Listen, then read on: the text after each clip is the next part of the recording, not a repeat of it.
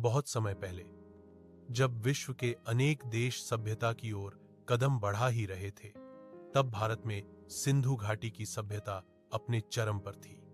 मोहनजोदड़ो और हड़प्पा जैसे नगरों में विकसित नालियां, पक्के मकान और व्यवस्थित व्यापार यह सिद्ध करते हैं कि भारत उस समय भी अत्यंत उन्नत था। यही भारत का प्रारंभिक इतिहास है, जहां मानव ने सभ्यता और संस्कृति का पहला पाठ पढ़ा।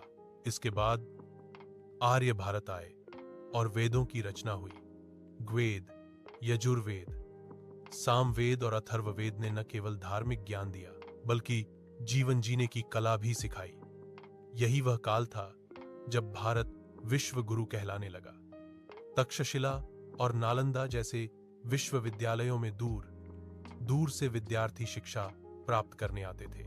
महान सम्राटों का दौर शुरू हुआ। चंद्रगुप्त मौर्य ने अखंड भारत की नींव रखी, जबकि उनके पोते सम्राट अशोक ने कलिंग युद्ध के बाद हिंसा त्याग कर बौद्ध धर्म अपनाया और पूरे एशिया में शांति का संदेश फैलाया। उनके शासनकाल में भारत एक शक्तिशाली और नैतिक साम्राज्य के रूप में स्थापित हुआ। गुप्त काल को भारतीय इतिहास का स्वर्ण युग कहा जाता है। इस समय कला, साहित्य, विज्ञान और गणित में अभूतपूर्व प्रगति हुई। आर्यभट्ट ने शून्य का सिद्धांत दिया। कालिदास ने अभिज्ञान शाकुंतलम जैसी अमर कृति रची।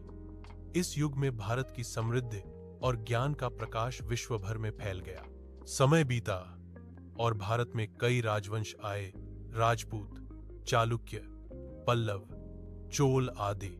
प्रत्येक ने अपनी वीरता, कला और स्थापत्य से इतिहास में नाम कमाया।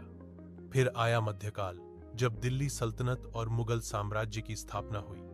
अकबर जैसे सम्राट ने धार्मिक सहिष्णुता और एकता की भावना को प्रोत्साहित किया।